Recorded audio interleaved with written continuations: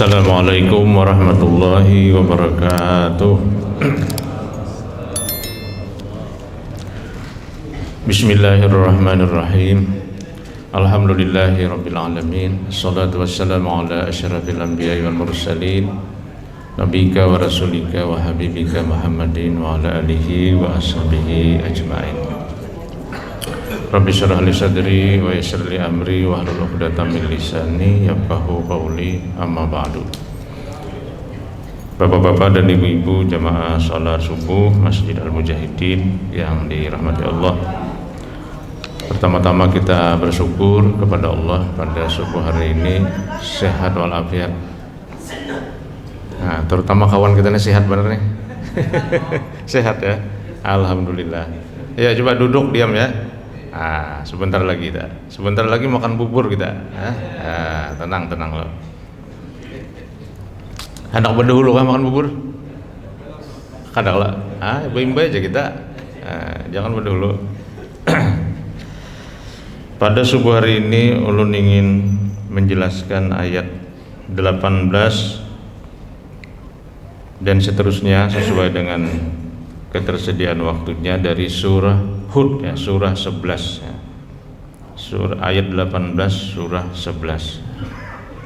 A'udzubillahi minasyaitonirrajim. Wa man azlamu mimman iftara 'alallahi kadziba ulaika yu'raduna 'ala rabbihim wa yaqulul ashhadu haula'i ladzina kazzabu 'ala rabbihim ala la'natullahi 'alaz zalimin alladzina yasudduna an sabilillahi wa yabghunaha 'iwaja wa hum bil akhirati hum kafirun. Ayat ini masih menjelaskan tentang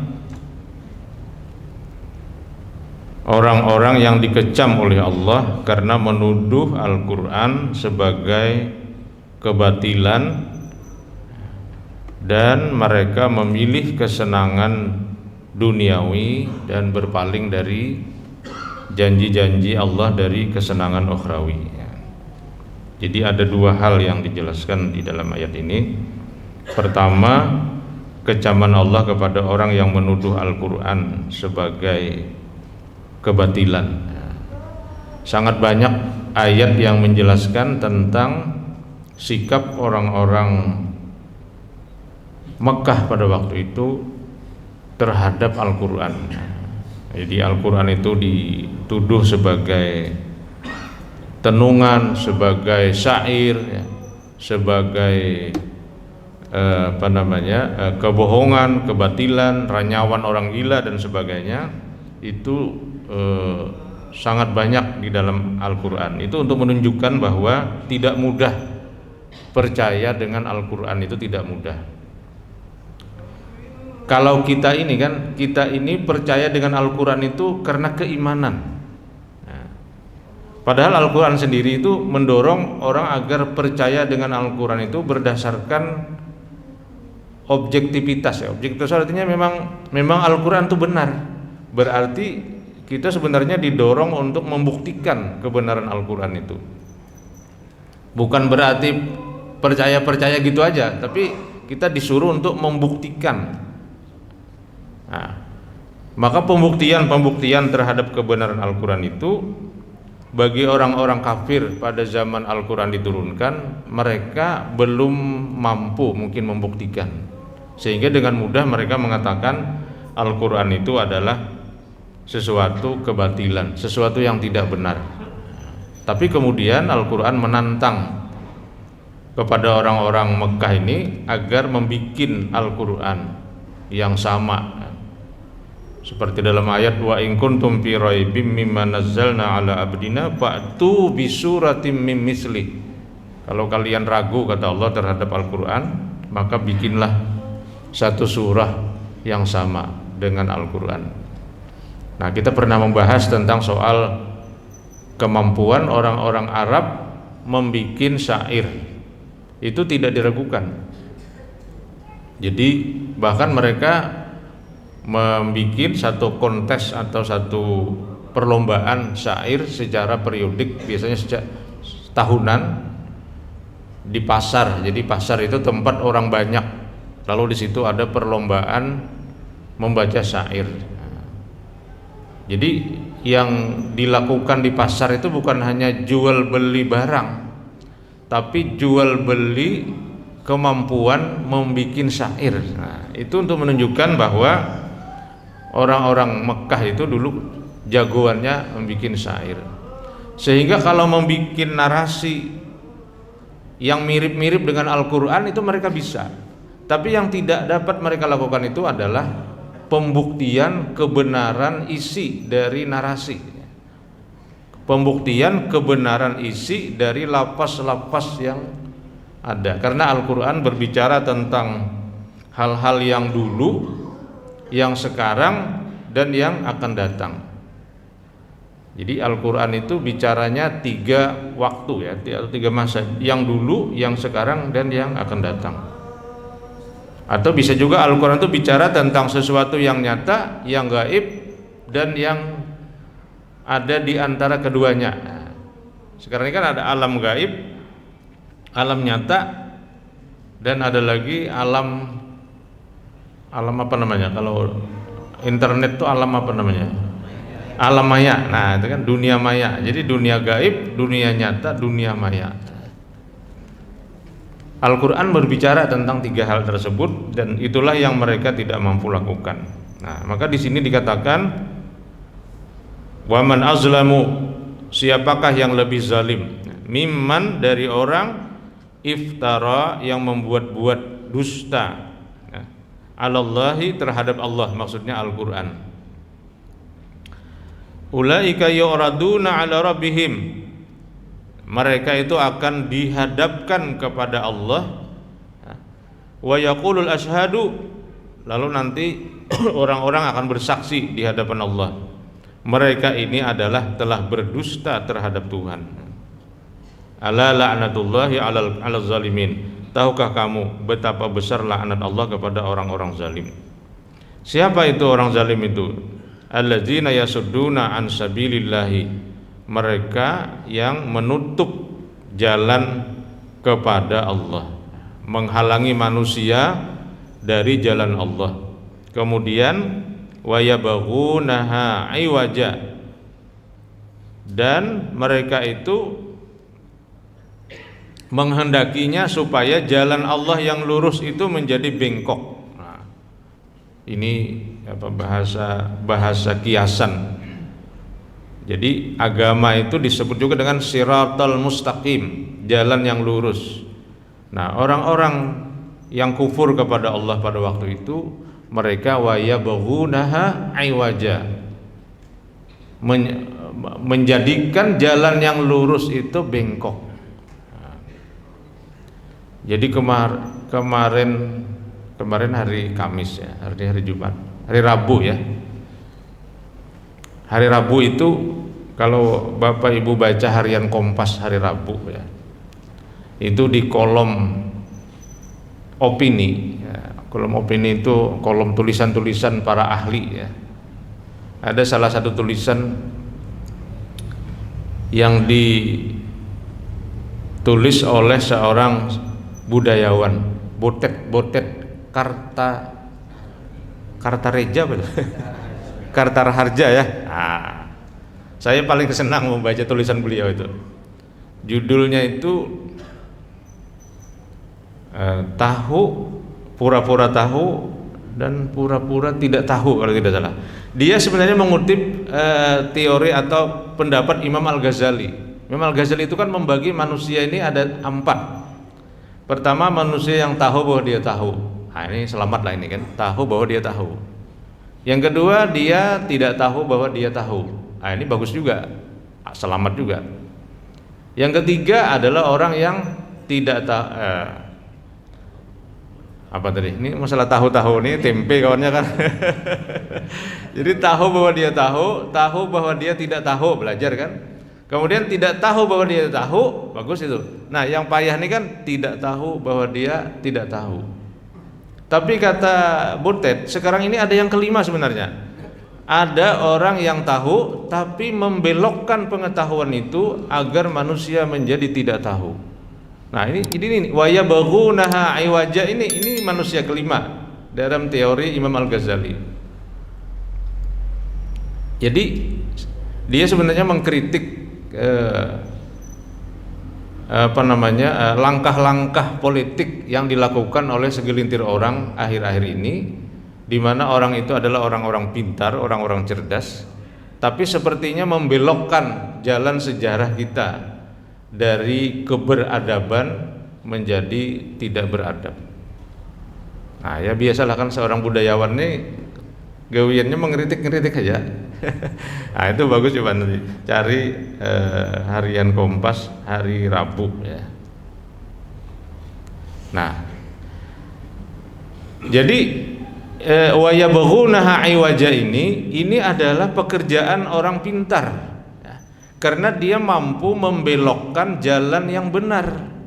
Jalan ini sudah benar lalu dibelokkan. Ini kan pekerjaan orang pintar. Maka kata Butet, kita kalau seandainya Imam Al-Ghazali itu hidup, kira-kira dia sepakat dengan kita katanya. Ya kan orangnya kan lucu, itu kan pelawak juga kan, Butet itu pelawak dia. Dia pelawak, dan karena lawakan-lawakannya itu kan kemarin juga pada saat menjelang pemilu kemarin itu dia mau diadili tuh karena dia mengkritik pedas kepada pemerintah. Model kayak Rocky Gerung juga orang lebih itu. Nah, cuma gayanya gaya lelucon itu. Jadi pekerjaan orang pintar itu adalah wayabaghunaha aywaja. Wa hum bil akhirati hum kafirun. Nah, dan orang-orang kufur Mekah yang menuduh Al-Qur'an sebagai kebatilan dan membelokkan jalan yang benar itu juga mereka tidak percaya dengan soal-soal akhirat.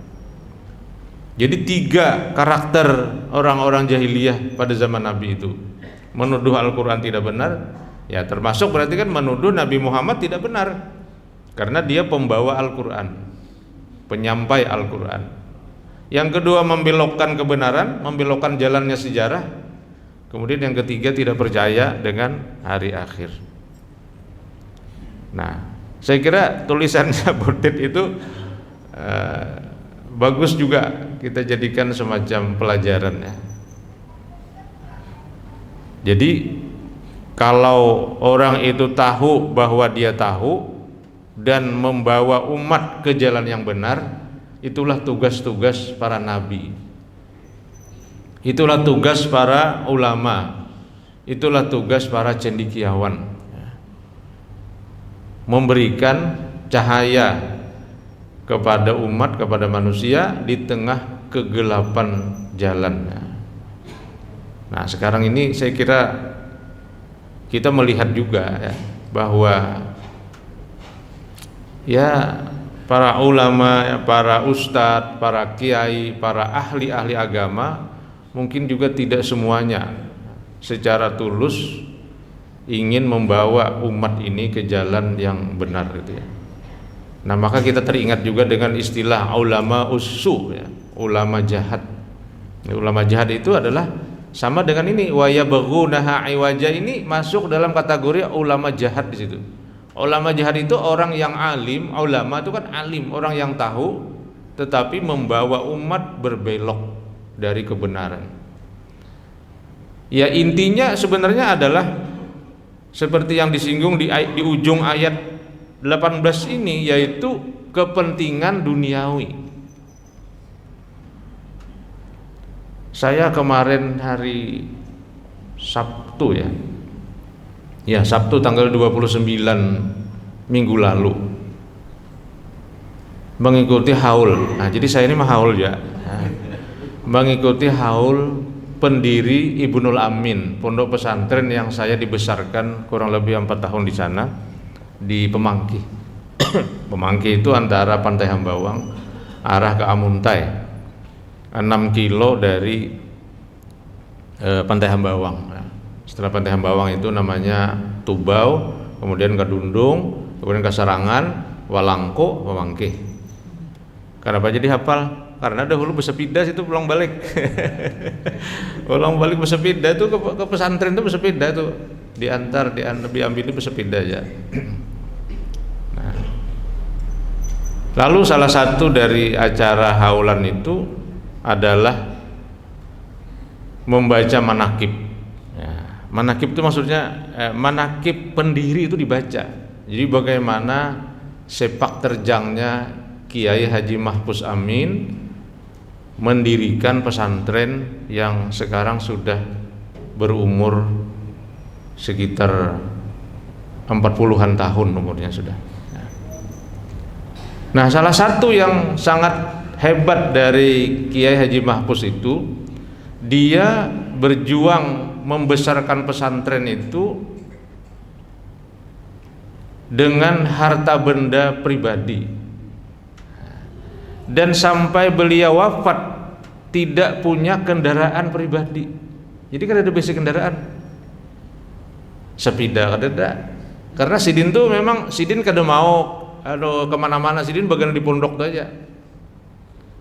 Jadi kada mau Sidin ceramah tuh kada mau Sidin pokoknya fokus membesarkan pondok itu.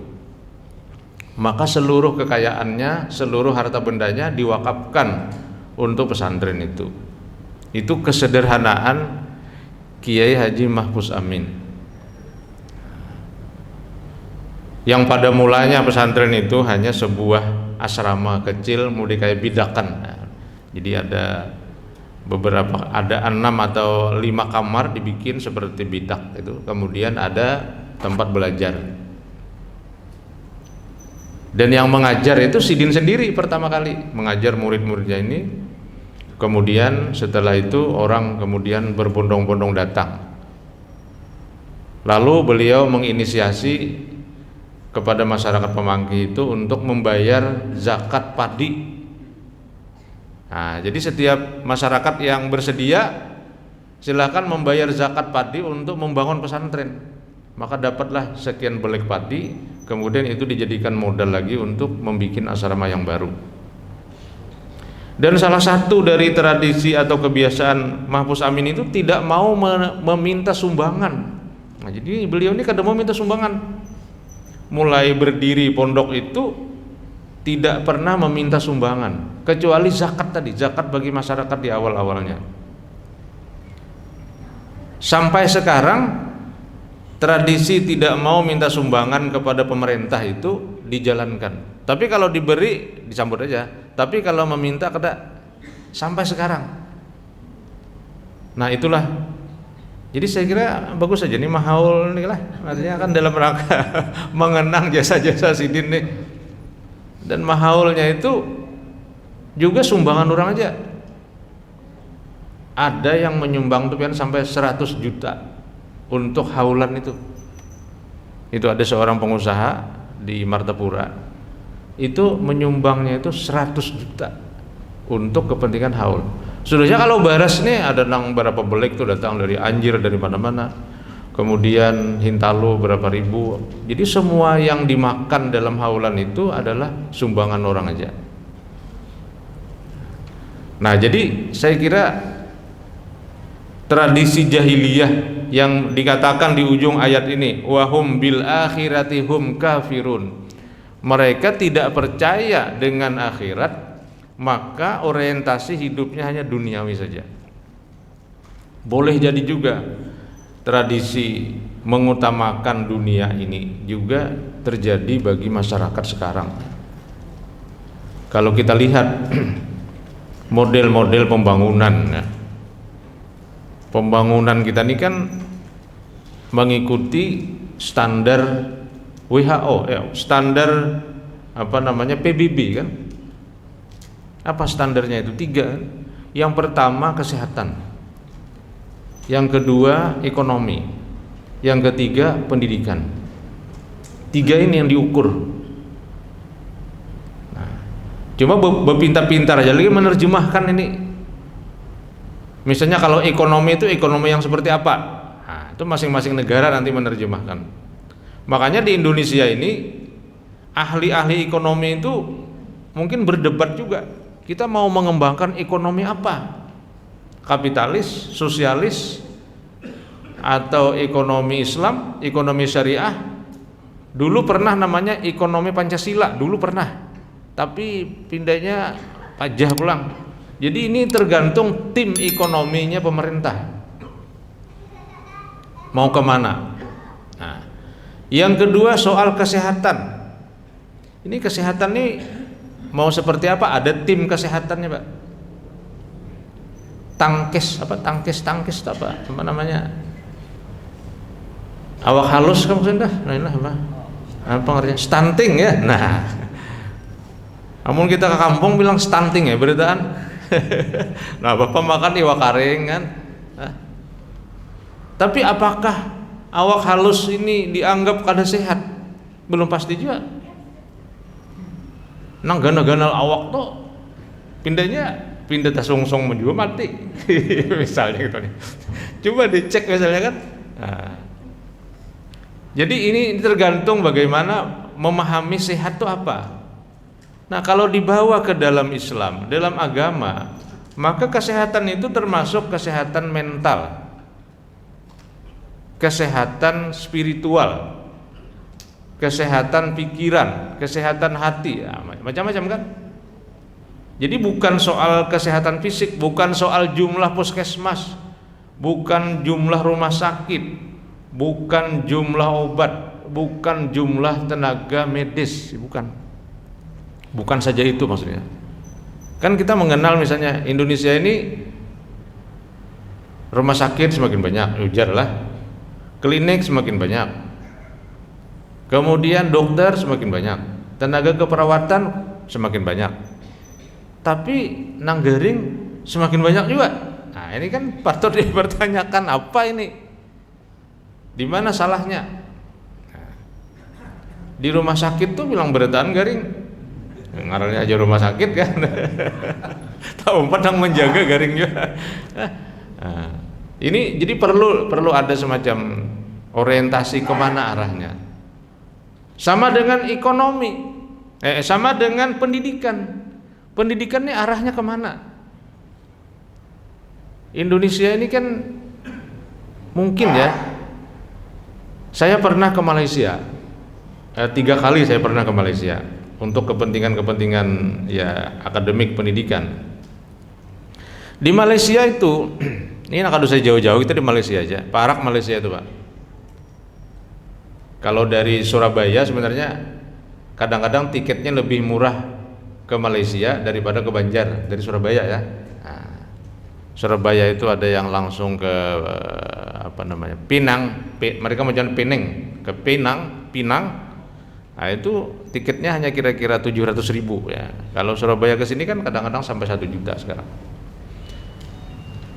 Di Malaysia itu ada beberapa perguruan tinggi itu yang isinya itu hanya diploma saja, tidak ada S1. Jadi universitas isinya semuanya program diploma. Apa maksudnya ini? Jadi mereka mendidik anak-anak itu lebih banyak orientasinya kepada keterampilan kerja. Jadi tidak S1. Di wadah kita ya. Mungkin satu perguruan tinggi tidak ada diplomanya, semua S1. S1 itu kan semacam pemikir sebenarnya. Apalagi S2, S3 itu pemikir. Makanya kalau S3 itu titelnya di luar negeri namanya PSD. PSD itu filosofi doktor. Jadi itu orang berpikir, filosof tuh. Jadi kalau sudah doktor dari luar negeri itu titelnya bukan doktor tapi PSD, filosofi doktor. Artinya ini doktornya ada juga doktur. Doktur tuh duduk bercatur. Doktur. Ini doktor, filosofi doktor. Jadi orang ini orang pemikir. Nah, Indonesia ini kayaknya terlalu banyak pemikir gitu. Jadi kalau berdebat kita lihat di TV itu. Kalau berdebat tuh modelnya kada ada yang salah, bujur beritaan, ahli debat. Tapi nang manggawi mana? Nang manggawi kededa dia.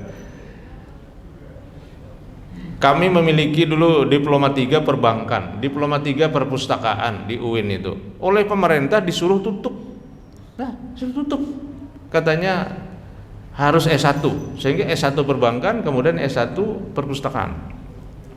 Tapi kan masalahnya ketika masuk ke dunia kerja, itu yang dicari adalah keterampilan, vokasi kan. Misalnya SMK, coba misalnya SMK berapa satu kecamatan itu dibanding SMA? mungkin 1:3, 1:4 atau lebih. Nah, ini masalah pendidikan. Nah, tapi ini banyak nang ahli pendidikan di sini, ulun yakin di sini. Bagaimana kita memahami soal pendidikan, kesehatan, ekonomi ya. Apalagi kalau soal akhirat tadi. Nah, gimana mandak ini soal akhirat ini dalam konteks pembangunan? Nah, susah kan ya. Oleh karena itu dunia ini memang sepertinya perjalanan dunia nih ya. Sepertinya memang tidak bisa kita biarkan. Para ahli, para pemikir, para agamawan itu harus memberikan warna mau kemana dunia ini dibawa. Karena kalau dalam ajaran-ajaran yang kita pakai selama ini itu mungkin lebih kepada sekuler ya. Sekuler itu urusan akhirat itu bukan hal yang penting. Itu urusan kainak. Makanya mungkin para koruptor ya, para penjahat birokrasi itu mereka tidak berpikir kainak ya. Yang dipikirkan itu berapa mereka dapat dari hasil korupsi itu. Coba misalnya kita tidak bisa membayangkan kan seorang menteri itu korupsi. Menteri itu pian tahu lah menteri itu. Nang tukang bawakan tas ada, tukang bukakan lawang ada. Soal makan itu sudah dijamin. Jadi itu namanya manusia selesai sebenarnya maksudnya. Manusia selesai itu orang yang didaulat oleh negara untuk berpikir bagaimana masyarakat itu baik. Dia tidak lagi berpikir untuk dirinya. Tapi kalau masih berpikir untuk dirinya, itu kada layak jadi menteri, jadi pejabat. Pejabat itu ada tunjangan-tunjangannya. Makanya kadang-kadang gaji sidin diberikan kepada negara. Gajinya cuma 3-4 juta. Yang banyak itu tunjangannya. Tunjangannya sih diambil. Ada tunjangan rumah, tunjangan tempat tinggal, tunjangan transportasi, tunjangan macam-macam Pak itu. Sehingga jumlahnya mungkin ratusan juta dalam 1 bulan. Gajinya berapa? Ya gaji berdasarkan golongan. Golongannya tinggi ya golongan yang paling tinggi gaji itu ya paling-paling 5 atau 6 juta rupiah. Tapi tunjangannya tuh banyak. Jadi pejabat itu mestinya tidak lagi berpikir untuk dirinya. Tidak ada pikiran dirinya. Dia begitu terbuka mata memikirkan ini rakyat mana ini yang harus hari ini dikunjungi, kemudian diberikan pengabdian kepada mereka. Bagaimana kalau dia misalnya di bidang pendidikan, dia menteri pendidikan, begitu bebuncilak matanya itu dia berpikir SD mana nih yang runtuh nih, di mana ini, langsung buka data guru mana yang tidak sesuai, di mana anak-anak yang cerdas kemudian miskin, sampai matanya beberapa jam mikirkan itu aja. Tidak pernah berpikir, ada pernah berpikir ini proyeknya di mana? Enggak, itu bukan urusan menteri. Menteri itu urusannya adalah ini. Tapi menteri ternyata juga korupsi, kan aneh kan? Nah itu saya kira itu tadi wahum bil akhirati hum kafirun. Mereka tidak pernah yakin dengan dampak yang diancamkan siksa oleh Allah kepada orang-orang yang tidak percaya dengan akhirat ini. Karena kalau percaya dengan akhirat saya kira orang pasti akan baik ya. Pasti orang akan memilih jalan yang benar, sehingga kehidupannya di dunia dia bisa jalani dengan selamat, dan di akhirat pun dia akan mendapatkan balasan surga dari Allah Subhanahu wa taala. Nah, saya kira ayat 18 dan 19 surah Hud ini konteksnya tetap bisa kita pahami dalam kehidupan sekarang, meskipun dia berbicara tentang masyarakat Arab yang ada pada saat Al-Quran diturunkan dan disampaikan kepada mereka.